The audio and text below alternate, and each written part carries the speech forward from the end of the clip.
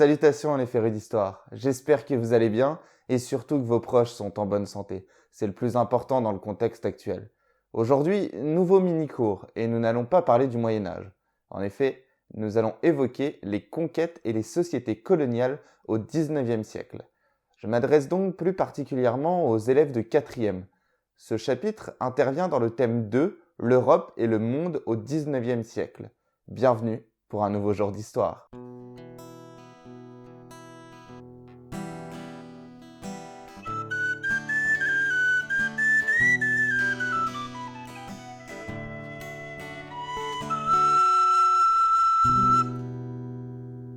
Alors que l'Europe est en pleine industrialisation, les horizons s'élargissent sur les autres continents, particulièrement en Asie et en Afrique. Comment les Européens se partagent-ils le monde au XIXe siècle? C'est bien là la question à laquelle nous allons tenter de répondre dans cette vidéo. Ainsi, nous commencerons par aborder les conquêtes coloniales, puis dans un deuxième temps, nous verrons comment et pourquoi les sociétés coloniales sont dominées par les Européens. Une domination qui tiendra jusque dans la deuxième moitié du XXe siècle et qui va marquer durablement les peuples conquis. Commençons sans plus tarder.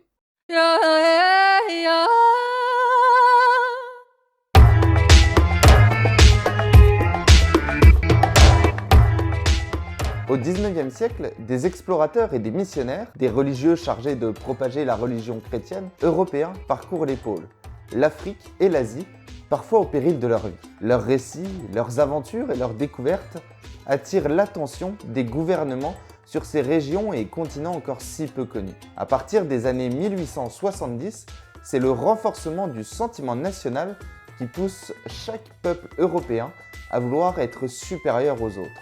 Et quoi de mieux que d'aller conquérir de nouveaux territoires? La colonisation, c'est aussi pouvoir établir des bases militaires le long des grandes routes maritimes et ainsi mieux les contrôler. Les colonisateurs s'appuient également sur ce que l'on appelle les 3 C. Premièrement, le commerce, en trouvant des matières premières et en découvrant de nouveaux débouchés pour y vendre leurs produits industriels. Deuxièmement, la christianisation des populations par des missionnaires. Troisièmement, la civilisation qui doit permettre d'apporter le progrès en construisant, en éduquant et en soignant. Les colonies doivent permettre également d'installer une partie des Européens dans un contexte de forte croissance démographique. C'est ainsi que dès les années 1830, de grandes expéditions militaires sont lancées. Mais c'est surtout à partir des années 1870 que la colonisation prend son essor. Lors de la conférence de Berlin en 1884-1885, les grandes puissances européennes fixent les règles de la colonisation pour l'Afrique en indiquant notamment qu'un État doit occuper un territoire pour l'acquérir. Ainsi se lance la course aux colonies. Les conquêtes sont violentes et se font surtout par la guerre. D'un côté, les Européens sont supérieurs par leurs armes. De l'autre, les indigènes sont divisés et n'ont pas d'État suffisamment fort pour s'opposer aux Européens. Les quelques révoltes du début de la colonisation sont rapidement et violemment écrasées. À partir de la fin du siècle, les grandes puissances européennes se disputent les derniers territoires à coloniser et des guerres sont évitées de justesse, comme entre le Royaume-Uni et la France pour le Soudan en 1898, ou bien encore entre l'Allemagne et la France à propos du Maroc. En 1914, ce sont le Royaume-Uni et la France qui possèdent les 2 plus vastes empires coloniaux. Le sort de l'Asie et de l'Afrique en est jeté.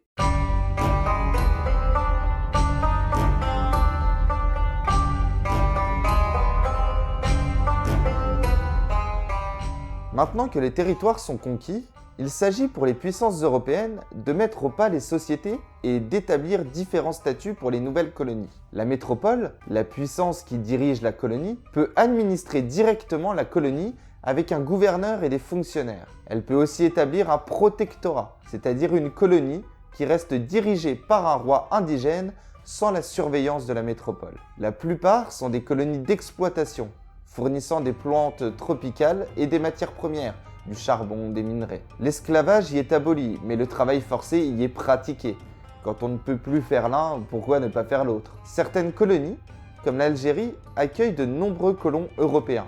On parle alors de colonies de peuplement. Ceux-ci vivent sur leurs domaines agricoles ou dans les quartiers européens des villes, bien entendu très différents des quartiers indigènes. Ces derniers sont d'ailleurs bien souvent des paysans pauvres. Certains peuvent travailler sur les plantations, dans les mines ou auxiliaires dans l'administration, mais les emplois sont souvent mal payés et subalternes.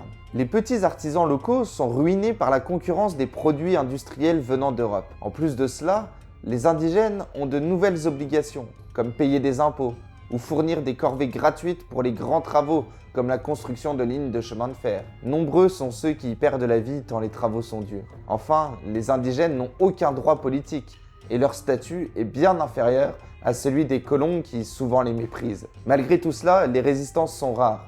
Les métropoles étendent le modèle culturel européen en construisant quelques hôpitaux et dispensaires. Un dispensaire, c'est un établissement de santé publique ou privé où l'on soigne gratuitement les malades. Les médecins européens y étudient les maladies tropicales. Et après 1900, de grandes campagnes de vaccination font baisser la mortalité.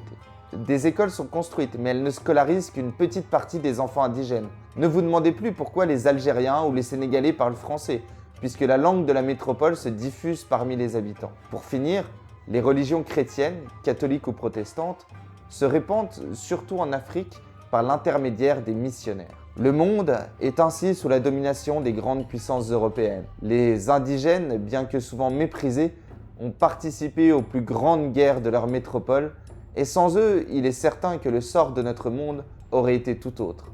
En tout cas, l'Europe a profondément changé le leur. Si cette vidéo vous a plu, n'hésitez pas à la partager, à l'aimer, à la commenter. Activez également la petite cloche et abonnez-vous pour avoir toujours plus de contenu historique.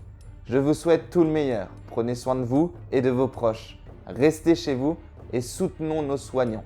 C'était mon dernier petit message. À bientôt pour un nouveau jour d'histoire.